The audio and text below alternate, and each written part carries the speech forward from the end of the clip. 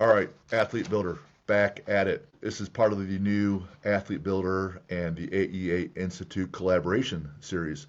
These are going to be weekly and shorter in length, but we're just going to work together on building more habits and practices, giving you information how you guys could advance quicker on your own or with your team. So, step one this week, we're going over just the overall Athlete Builder system, the basics and how it applies to you. So today we're going to talk about the foundation, the 6 blocks. At the end, I'm going to go over the simple way to score yourself weekly and actually improve faster. But also, there's an advanced component, and without this component, everything is kind of limited. So you'll need this whether you're a brand new person, you've been training for a while, you're deep in your sport, or you're elite level. It's the same principle that applies across people, relationships, companies, institutions, no matter what. So that part will be key. So quick framing, what we're talking about, what's that mean? Adults, college athletes, high school athletes, the system works for everyone. So 2 topics. First topic, why athletes fail without a system. All right, so I'm going through the airport one time and I stop off at the bookstore because I usually do. I've mentioned this a number of times. I pull up one of Tim Ferriss's books. He's the 4-Hour Work Week guy. This one is The Tools of Titans. He's been doing a podcast for so long. He brings on so many people, asking them about their tips and tricks on how to be better. And he put it all together in one big collaborative book. And I just thumbed through it and I thumbed through it and I come across this sentence. I can't remember which guest said it, but it really sat with me when I got on the plane. The quote was, "Goals are for losers, systems are for winners." And I totally believe in putting together systems, sure. But man, saying goals are for losers, I thought, man, that hurts because I set goals. And I further kind of refined that thought. I think goals without systems, goal without a plan is planning to fail, that whole kind of deal. So goals without systems are for losers, right? How many times you said, I have this goal, but you just didn't do it because you had no plan in place. You didn't keep working on your plan. And then you quit and you lost, right? So that's what that meant to me. So I spent 2 years putting together my book and refining the process and being exhaustive with research and testing things out. So when I talk about the system in place, it's tried, it's true, it's me, it's experts, it's people way smarter than me, whether they're in business or coaching teams. But putting together a system, which is what we're doing today and what you need to do all the time, is what this whole episode is. What this is. This is all going to be about. So why? Well, the random effort feels productive. The first of your folks that feels productive, I'm just going to go. I'm going to start doing things. I'm going to pick a couple things and go. It feels productive, but it's still not optimized. The common trap is that maybe you're training hard, but you're ignoring something, sleep, nutrition, or something else. Your life already is a system. It's either designed or it's accidental. The key here, the hack here, is whatever you're really avoiding in your system, that's what's holding you back. Whatever you're avoiding doing in your system, that's what's holding you back. I gotta believe if you're listening to this show and you've been for a while, you're doing something athletically. No one has zero system where they just exist on the couch. Could be on a travel baseball team. You could be a CrossFitter. Could be a mom bod, dad bod like the rest of us where we're just trying to get healthier. You could be playing college rugby. There is some kind of system in place already. So saying you have no system is ridiculous, right? Everybody has something. How do the 6 blocks in the Athlete Builder stack up and identify what parts of your system are pushing you forward and what parts are limiting you currently? And so when you go through these 6 blocks, I know that if you stop, you look at yourself in the mirror and you think about these 6, you're going to know one of these things is holding you back. In the Athlete Builder world or any world, there's the head and there's the body. There's your mindset. That's who you are. That's your identity. That's your core values. That's your whys. That's your targets or your goals. That's who you are. How driven you are or how lazy you are. How you work. How you think. Now, even if you're a driven person, even if you're a David Goggins type person where you're driven, there's still the knowledge of how do you get better at your sport. Your sport might simply be to be the best version of yourself and you're just trying to be a healthy adult, right? Or your sport might be, hey, I play high school basketball and I want to play college basketball. There's still the knowledge component because even if you're driven and you're running around in a circle, you're not getting anywhere, but you're working really hard. So you just got to know what to do. Then there's what comes out of your mouth, the last piece in your head. That's how you work with people. And like it or not, no one gets anywhere alone. The better you optimize your relationships, the faster you progress. And by people, I mean how coachable are you with your leadership team and your coaches? How do you work with the players on your court or on the field or on the ice? And there's always the support team, your spouses, your parents, the GAs on your team. Can you optimize that? And that'll help you advance. Physically, it's pretty obvious. What goes in your body is how you eat. Then there's how do you train. And then there's how do you recover. And if you stop and you list those 6 things down on paper right now, one of those things is holding you back. Today, and like most of these topics, when we collaborate, we'll be talking a lot of mindset because the mind's what's driving everything else. The body wants to quit long before the mind does, and the mind keeps you going. So today's a little bonus. Think about mindset and identity. Everything's interwoven, and words matter. So in this instance, you must think about who you are from an athletic standpoint. Maybe you are an adult and you're a CrossFitter, or you do Pilates, or you're a runner, or maybe you're a high school basketball player or a college football player, but you say, I am X. I am a football player. All right? You start interweaving these statements with your who you are questions. Then your actions must align, or you kind of feel something inside. If I say I'm a football player, but I never go to practice, so then you're really not.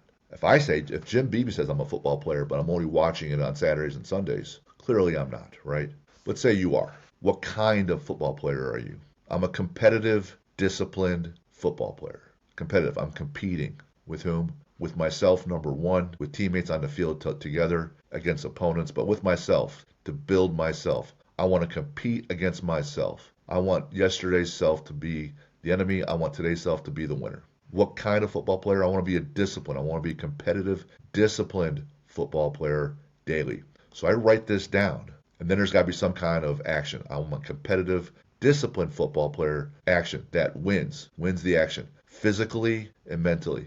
How about you're like the football player says, you know what? I'm just going to smash you. I'm just going to win physically. I play D-line. I'm so strong and powerful right now. I don't need to be great technique-wise. I can bull rush you and win most of my battles. Great, do that. Hey, I'm not the fastest football player. I have some physical capabilities. So I got to be super dialed in on technique. I got to be doing all the pre-snap reads. So I am in the perfect position. Since I'm a little slower here, I got to be in the perfect position to make the play. Now, when you dominate physically and mentally, then you're in the Hall of Fame, right? But at some point, you're probably just one. The other one later becomes a limiting factor.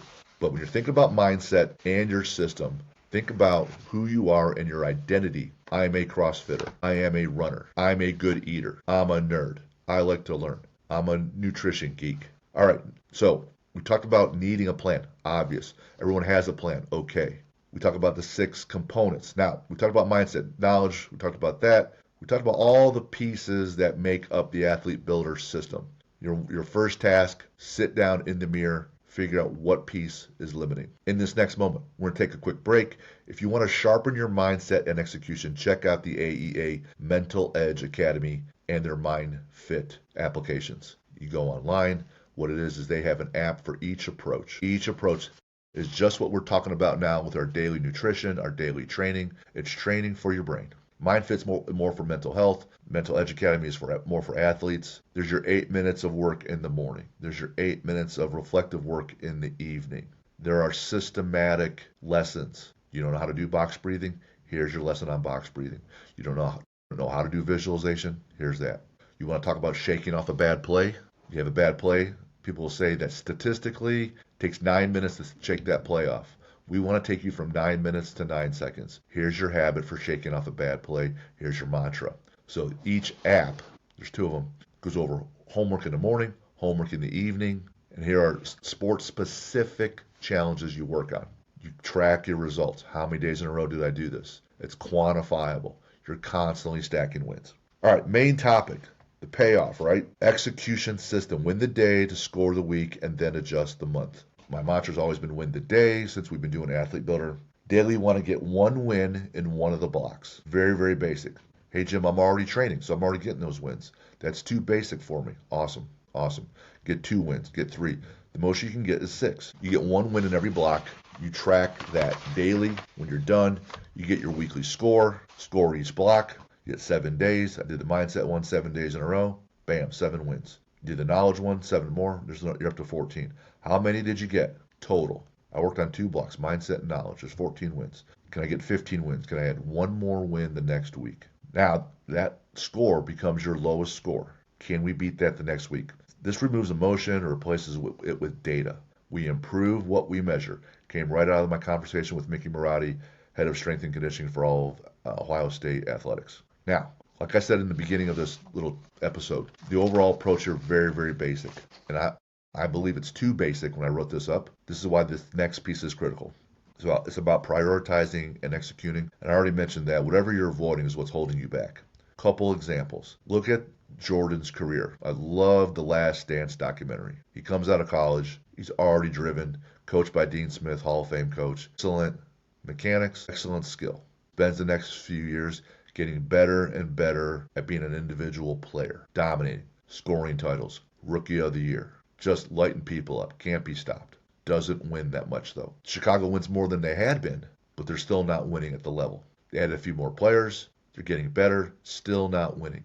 2 main things were holding the team back and Jordan back. He'll talk about it extensively. One, when they're playing the Pistons, in that environment in the NBA at that time was very, very physical, people getting knocked down, people getting just pushed all over the place, very violent, injuries everywhere. Well, people say, well, that's not fair, that's not a good form of basketball. Doesn't matter. Darwin didn't say it was the strongest that survived or the smartest. Darwin said it's the one that adapted the best. That team, and Jordan played in that environment, he must adapt. Bring in Tim Grover, his own personal coach. Read his book, Relentless or Winning. Outstanding. They bring him in.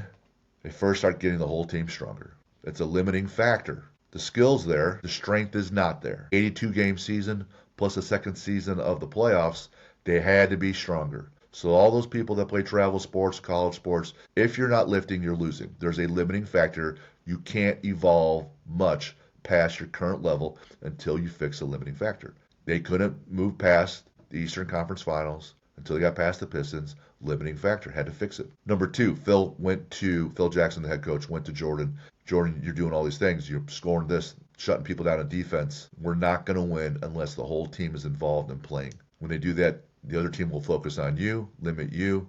We don't win. So what happened? Jordan had to get right with his teammates, the third component in the head. Mindset, knowledge, and teammates. Get them involved the first quarter, the second quarter, into the third quarter of the game. The other team now must take everybody seriously. They're all threats. Jordan's current team is now in the game. They're in rhythm. They have momentum. They're all optimized. Takes pressure off Jordan, who was already outstanding as an individual. Now an outstanding individual with less pressure is even more dominant. Limiting factor. Wasn't strong enough. The team wasn't involved enough. You fix those limiting factors, you advance. Look at yourself as an athlete. I got someone that comes into the gym. They're big runners. They're big into cardio. Everything's going great. They recover quickly. VMAX is solid. Any kind of weight to them slows them down. They don't perform as well. I have them do any kind of moderate to heavy sled push for conditioning. They're wrecked. Ruined. Limiting factor. I got other athletes, super strong, bad mobility. Can't get in the right position. So a lot of the CrossFit things, overhead, squat, pistols, all the gymnastics components, can't do it. Limiting factor. Someone else might be strong, good mobility, but strong could lead to being too heavy. I know what that's like. So then on the body weight stuff in the CrossFit world, they move too slow. Limiting factor. Whatever you're avoiding is holding you back. Let's say you're back to that football player. You go to play your first year of college football. Everyone there was all state in high school. Not just the top divisions, the Power Four. The group of 5, Ball State, bottom of the back, all state players on that team. All state players on that team. Whatever you were before will not be enough to do well on that team, and definitely not do well enough to advance and win in that league or beyond. Is your mindset right? All these things could be improved. Something's holding you back. So at the beginning when I said, hey, the last pieces in this challenge is to track your wins in the 6 components. The advanced piece is your wins in the 6 components. The priority could be nutrition, could be recovery, could be training, could be knowledge, could be teammates, could be mindset. One of those is your limiting factor. That's now the priority. Those wins mean more. Get those done first. Keep everything else constant, what you're already doing.